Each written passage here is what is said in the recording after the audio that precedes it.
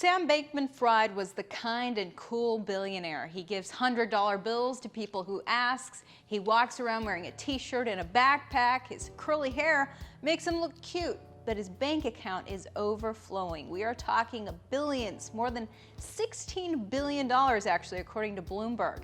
And actually, it peaked at $26 billion just this year. But the damage he has done is beyond priceless. FTX has more than 1 million users.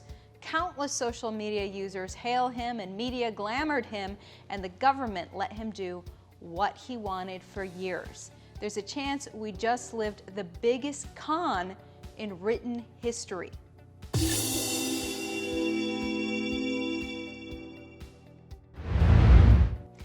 How did the FTX collapse start? Many think it started at the beginning of the month. The truth is that it started in 2019.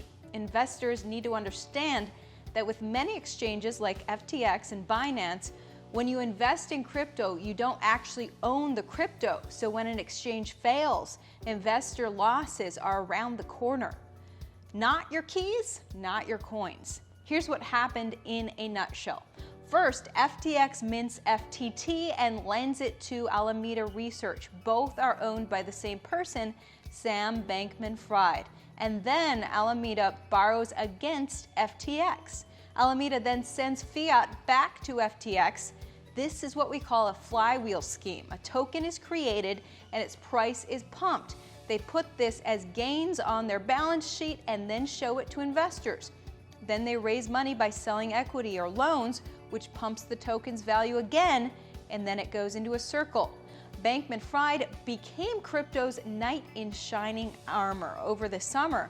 As crypto prices plummeted, Bankman-Fried emerged as a white knight of the sector, using his FTX exchange and its sister hedge fund Alameda to secure lines of credit to crypto companies like BlockFi and Voyager that were at risk of collapse. He told Reuters in July that he and FTX still had a few billion on hand to shore up other firms and help stabilize the industry. Bankman-Fried owns about 70% of FTX's U.S. business, which the index now estimates to be essentially worthless. His stake in online brokerage Robinhood, previously valued at more than $500 million, was removed from Bloomberg's calculation after news reports said that stake was held through Alameda and may have been used as collateral for loans. Then the cracks start showing.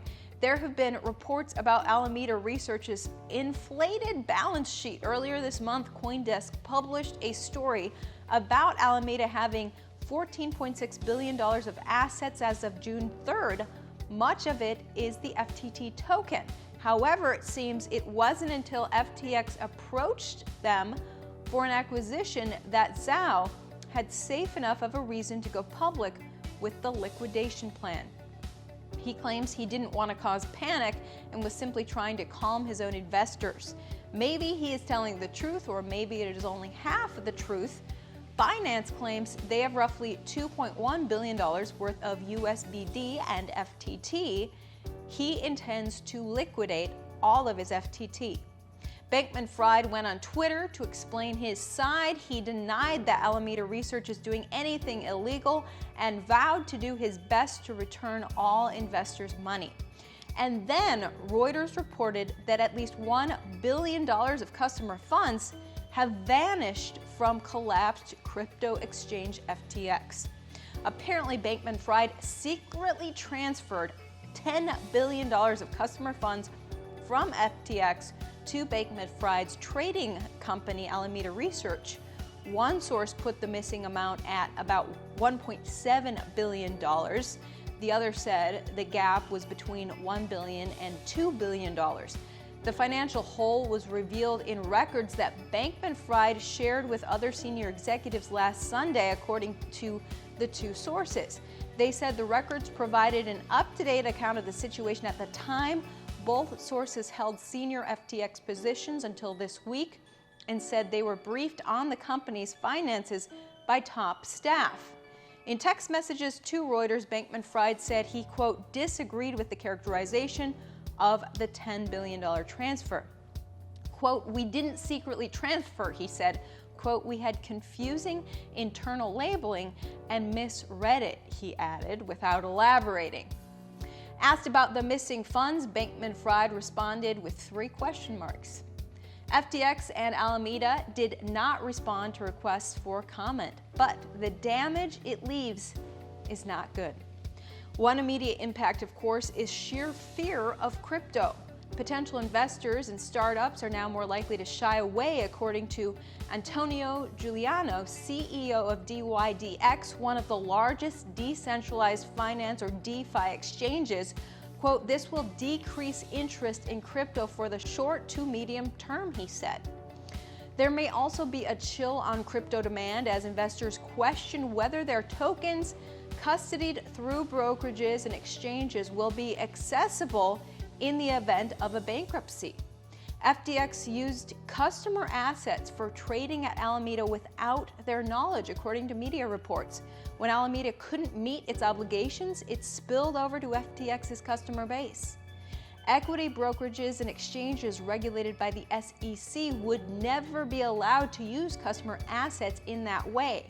Those lines are largely absent in crypto.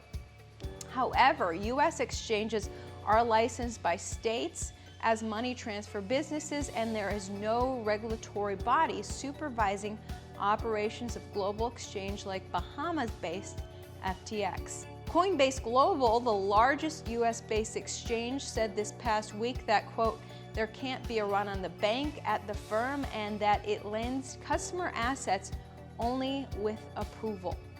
Nonetheless, the collapse of FTX underscores the market's concentration in a handful of companies, and it reveals how even 2 of the biggest and most trusted players can fool an entire industry.